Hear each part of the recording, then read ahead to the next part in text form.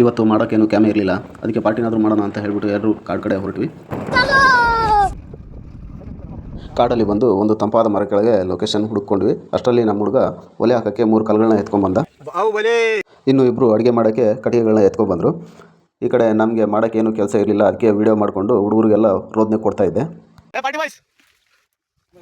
ರೋದನೆ ಕೊಟ್ಟಿದ್ದು ಸಾಕು ಅಂತ ಹೇಳ್ಬಿಟ್ಟು ಕುಕಿಂಗ್ ಡಿಪಾರ್ಟ್ಮೆಂಟ್ಗೆ ಜಾಯ್ನ್ ಆಗಿ ಕುಕಿಂಗ್ ಮಾಡ್ತಾ ಇದ್ದೆ. ಅಷ್ಟರಲ್ಲೇ ನಮ್ಮ ಹುಡುಗ ಸೆಲ್ಫಿ ಸ್ಟಿಕ್ನ ಒಳ್ಳೆ ಮಿಲಿಟರಿ ಗನ್ ಥರ ಹಿಡ್ಕೊಂಡು ಫೋಟೋ ಶೂಟ್ ಮಾಡ್ತಾನೆ. ಈ ಕಣ್ಣಲ್ಲಿ ಇನ್ನೂ ಏನೇನು ನೋಡಬೇಕು ಕಾಣೆ.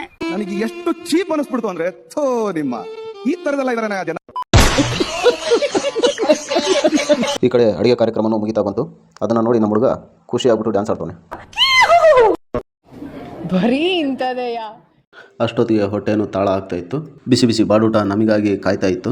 ಸಜ್ಜನರ ಸಂಘ ಮಾಡಿಕೊಂಡು ಭರ್ಜರಿಯಾಗಿ ಊಟನೂ ಮಾಡಿಕೊಂಡು ಉಂಡಿರೋ ಪಾತ್ರೆನ ಬಂಟಿ ಸಾಬೂನು ಹಾಕಿ ಬೆಳಗಾಗಂಗೆ ತಿಕ್ಕೊಂಡು ಅಲ್ಲಿಂದ ಹೊರಟ್ವಿ. ಹಾಗೆ ಹೋಗ್ತಾ ಇರಬೇಕಾದ್ರೆ ನಮ್ಮ ಹುಡುಗ ಅರ್ಜೆಂಟಾಗಿ ಫೇಮಸ್ ಆಗಬೇಕು ಅಂತ ಹೇಳ್ಬಿಟ್ಟು ರೀಲ್ಸ್ ಮಾಡ್ತಾನೆ. ಬನ್ನಿ ಹೇಗಿದೆ ಅಂತ ನೋಡೋಣ.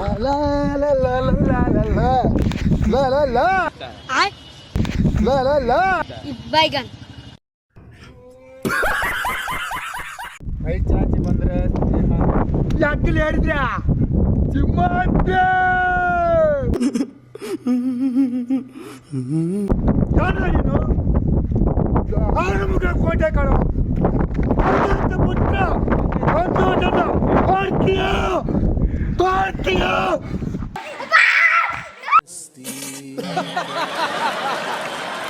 ರೀಲ್ಸ್ ಮುಗಿಸ್ಕೊಂಡು ಮನೆ ಕಡೆ ಹೋಗೋಣ ಅಂತ ಹೇಳ್ಬಿಟ್ಟು ರೋಡ್ ಹತ್ರ ಬಂದು ನೋಡಿದ್ರೆ ನಮ್ಮ ಹುಡುಗ ರೋಡಲ್ಲಿ ವೀಲಿಂಗ್ ಮಾಡ್ತಾನೆ. ಹೊಟ್ಟೆ ಎಷ್ಟು ಉರ್ಸ್ತಾವ್ರೋ ಆ ಭಗವತ್ನ ನೋಡಿದ್ರೆ ಸರು ನಾಷ್ಟ ಮಾಡಬೇಕು.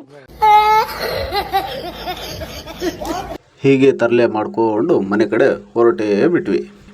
ಅಷ್ಟೇ.